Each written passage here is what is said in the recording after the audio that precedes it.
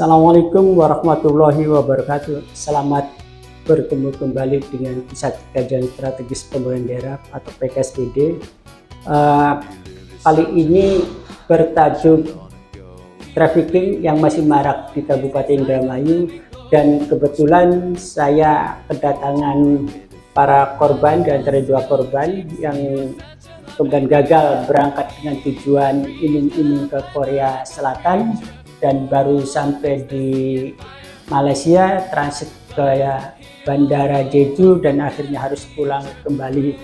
Dan kasus ini telah dilaporkan di Kepolisian Republik Indonesia melalui Polres Indramayu pada hari Rabu tanggal 25 Desember 2023, dan pemberitaan yang dimuat di media Cakrabangsa pada tanggal 27 Desember 2023 dengan judul Polres Indramayu tuntut usut tuntas dugaan TPPO. Dan pada pertemuan ini kami akan menanyakan langsung kepada saksi korban yang kemudian gagal ke Korea. Untuk itu kita coba tanyakan kepada korbannya, dua orang, dan bisakah sampean atau mas-mas ini menceritakan bagaimana kemudian tawaran ke Korea, asal mulanya bagaimana, kemudian sampai di sana bagaimana kondisinya. Silakan. Pertama itu bulan Mei tanggal 15 aku datang ke rumah Pak Warsidi nanyain job ke luar negeri. Katanya ada job ke luar negeri itu ke Korea Jeju.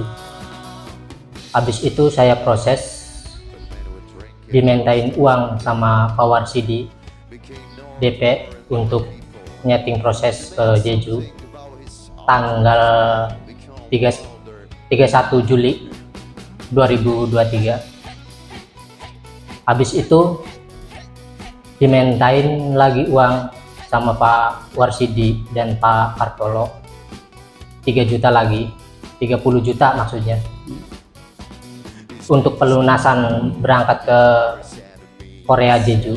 Habis itu udah saya lunas, diberangkatin dari Bandara Soekarno-Hatta transit ke Malaysia. Habis transit ke Malaysia ke Cina, habis ke Cina ke Bandara Jeju. Di Bandara Jeju aku tidak bisa masuk, ditahan di imigrasi sekitar 5 hari. Habis itu dipulangkan lagi ke Indonesia. Oke, alat bukti apa yang bisa diperlihatkan kepada kami bahwa Anda telah ditipu kemudian sampai ke Bandara Jeju oleh imigrasi, dikembalikan lagi ke Indonesia? Bisakah diperlihatkan apakah ada paspornya, kemudian juga ada pelaporannya ke Polres Indramayu, dan tolong diperlihatkan dan sebutkan namanya juga, dari desa mana, bisa diperlihatkan? Ada? Ya, silakan diperlihatkan ke kamera ya. Ini paspornya Ya, diperlihatkan supaya jelas. Ini cap dari Bandara Soekarno-Hatta Ya. transit ini cap di Malaysia, langsung ke Cina. Ini capnya Cina atau Korea? Cina. Oh, Cina. Iya. Oh, Jeju itu Cina, bukan Korea Selatan. Enggak, ini Cina, Beijing. Oh, ke Beijing dulu. Iya, Cina. Cina. Jeju.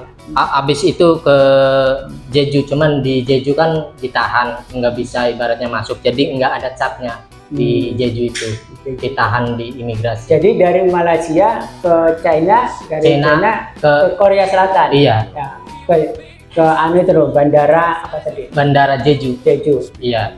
Nih, ini tiketnya.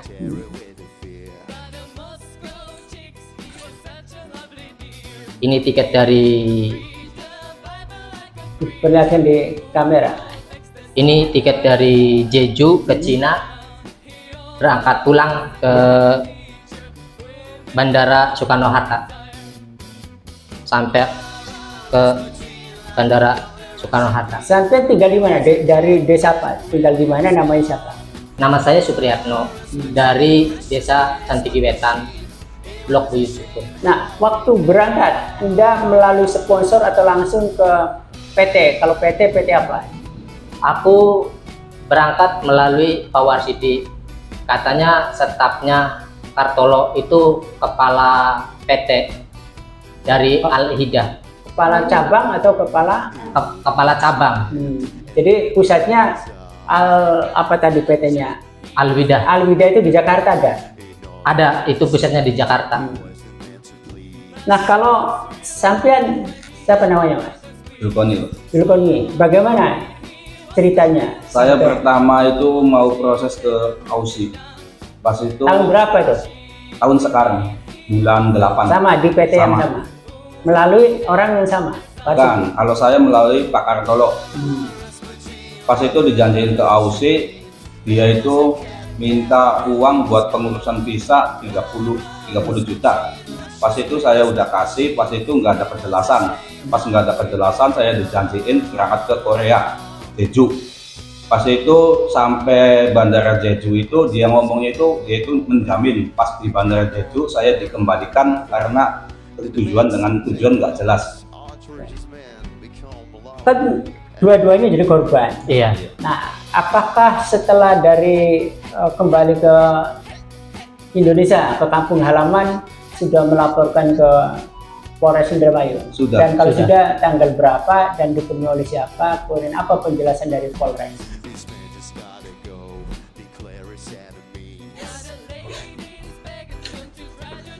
Jadi laporannya tanggal berapa? Laporannya tanggal Hari apa? Laporan ke Polres. tanggal 20 Desember 2023. 20 Desember Iya, 2023. 23. Di Polres ketemu dengan siapa di sana? Di Polres ketemu sama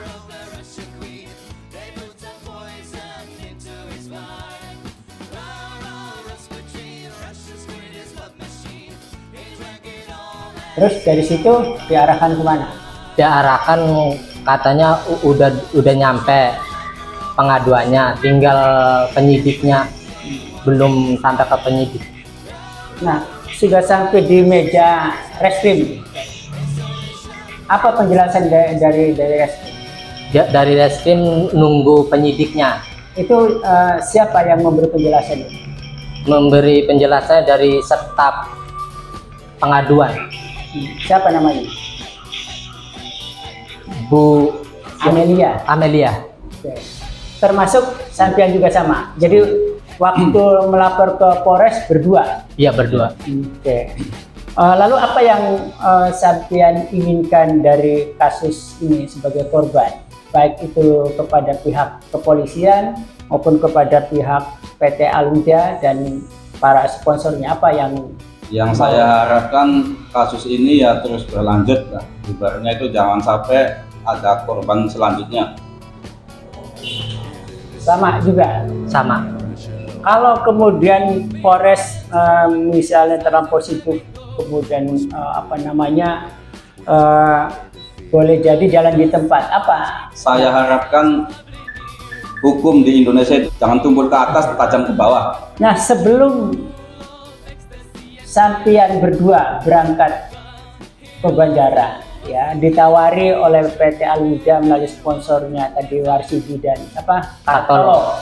Nah, apakah sampean pernah datang ke Disnakertan menyatakan bahwa apakah benar ada program ke Korea, kemudian apakah benar PT Al-Huda ini menangani persoalan TKI ke Korea? Pernah tidak? Tidak pernah, Pak. Tidak pernah. Jadi belum baru karena kasus ini kemudian sampean agak kaget. Kaget ya. Oke. Terima kasih banyak. Itu tadi bahwa ternyata kasus trafficking itu di Indramayu masih cukup banyak, meskipun secara statistik sampai hari ini kita mungkin belum mendapatkan seberapa banyak, dan termasuk juga Nakertran dan kemudian pihak Polres Indramayu juga belum mempublikasikan setiap tahunnya berapa laporan trafficking, berapa yang ditindaklanjuti, dan bagaimana kelanjutannya, dan sampai hari ini publik masih tetap menunggu keseriusan kedua institusi itu.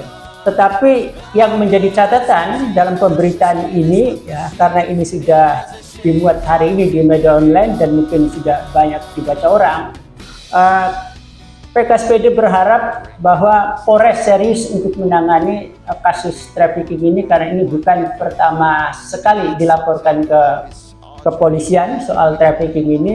Jadi kasus-kasus ini karena kelihatannya tetap akan marak, dan ini sumber penghasilan yang luar biasa bagi PJKI yang tidak bertanggung jawab, bagi sponsor yang tidak bertanggung jawab.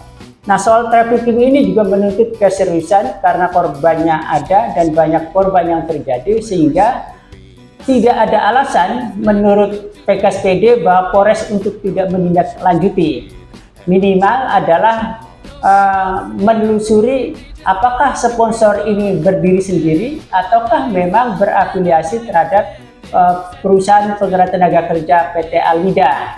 Jika itu kemudian ada kaitannya, maka kedua-duanya menurut saya kasus trafficking ini harus bisa menjerat, undang-undang trafficking ini bisa menjerat keduanya.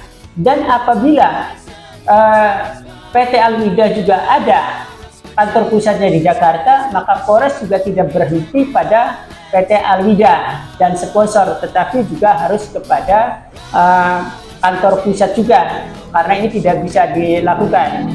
Karena sepengetahuan kami, program ke Korea adalah program G2G antar pemerintah, dan ketika itu tidak ada informasi, maka kemudian itu juga persoalan-persoalan yang ilegal. Nah, yang menarik adalah bagaimana kondisi Disnakertran yang menaungi, yang melindungi soal calon tenaga kerja atau kemudian tenaga kerja yang keluar negeri, PMI. Nah, ini lagi-lagi Bupati pada pertemuan kalau tidak salah di Semarang waktu itu ditanyakan bagaimana perlindungan terhadap tenaga kerja, tapi Bupati Indramayu kelihatannya tidak punya konsep bagaimana melindungi tenaga kerja, hak asasinya, tetapi dia lebih bicara soal kurcila dan lain-lain. Ini memang luar biasa Bupati Indramayu, jadi tidak nyambung waktu itu, padahal ada utusan dari Afrika kalau tidak salah. Nah, problemnya sebenarnya 10 tahun yang lalu PKSPD pernah mendiskusikan terhadap Nakertran untuk semua pengarah tenaga kerja, karena dulu ada regulasi apa yang disebut dengan perwada, perwakilan daerah, sehingga cabang-cabang atau wadah-wadah di Indramayu, poin yang pertama adalah harus terdaftar di Nakertran, dan dengan sendirinya ada link dengan pihak kepolisian. Kemudian dilakukan pembinaan, sehingga tidak ada lagi yang istilahnya adalah ilegal, merayu, menjanjikan bahwa gajinya sekian, berangkat ke ini, padahal dalam kasus ini saya melihat paspornya adalah paspor jalan-jalan, hanya visit saja, dan masyarakat banyak yang kemudian tidak punya pengetahuan. Tetapi lagi-lagi masyarakat Indramayu kelebihannya adalah tidak ingin mau tahu banyak persoalan-persoalan ke luar negeri.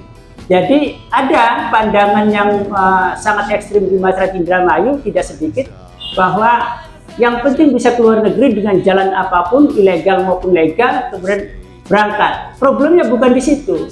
Jika kemudian ini ilegal, tidak semua perjalanan itu bisa mulus sampai di negara tujuan, juga kucing-kucingan, dan itu akan menyiksa diri.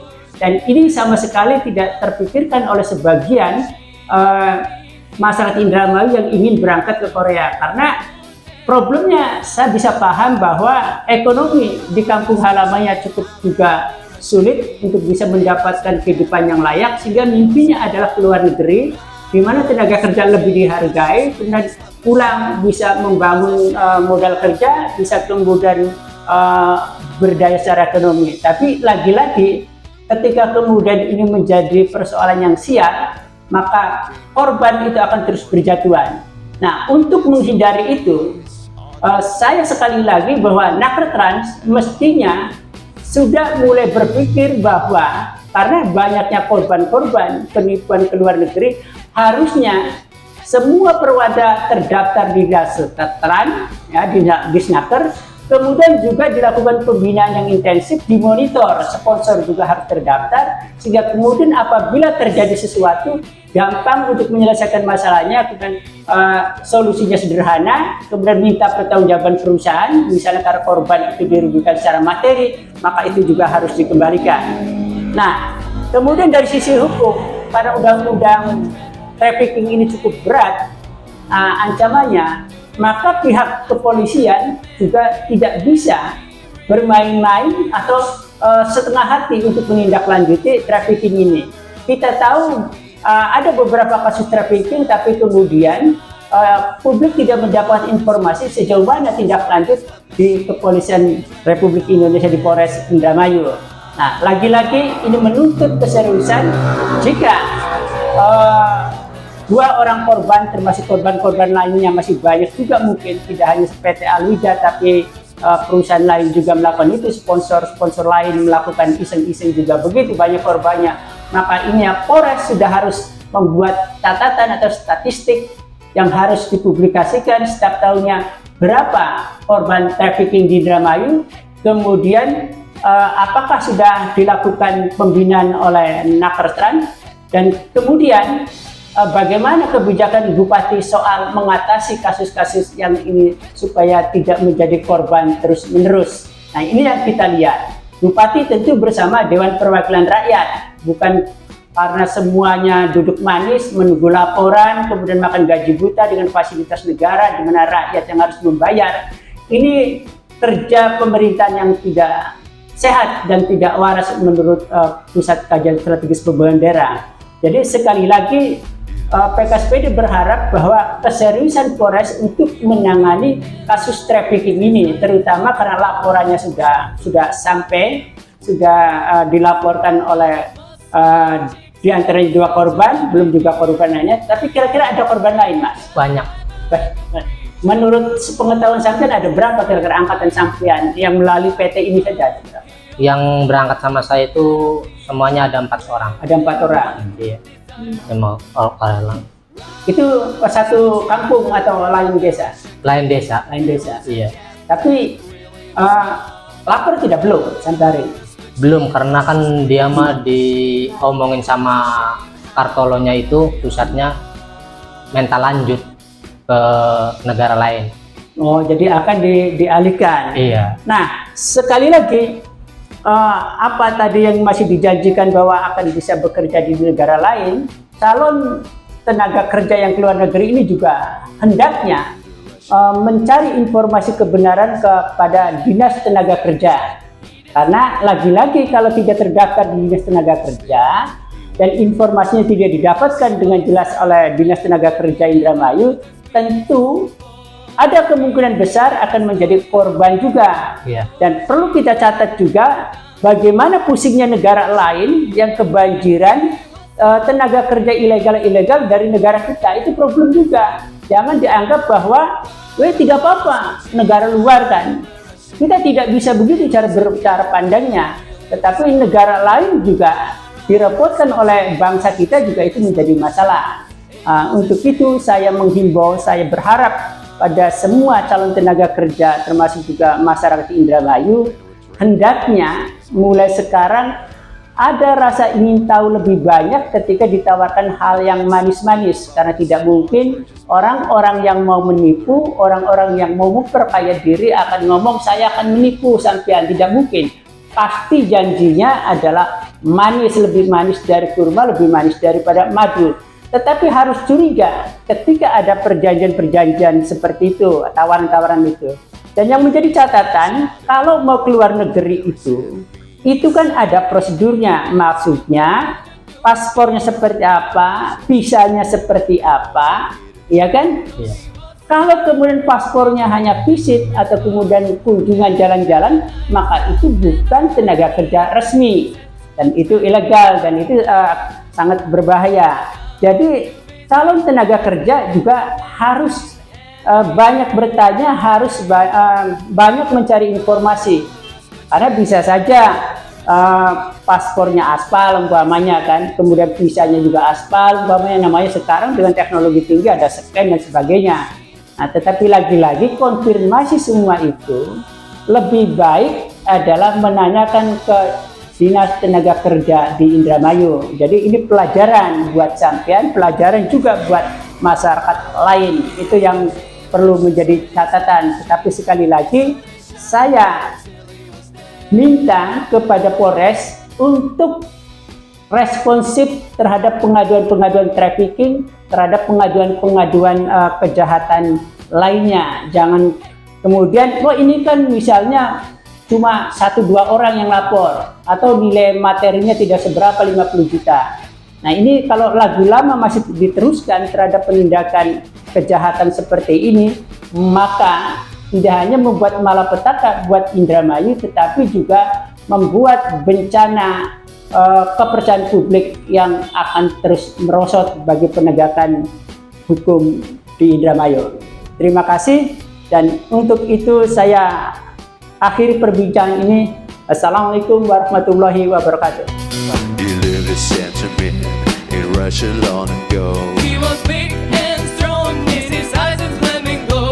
Most people look at him with terror, with fear.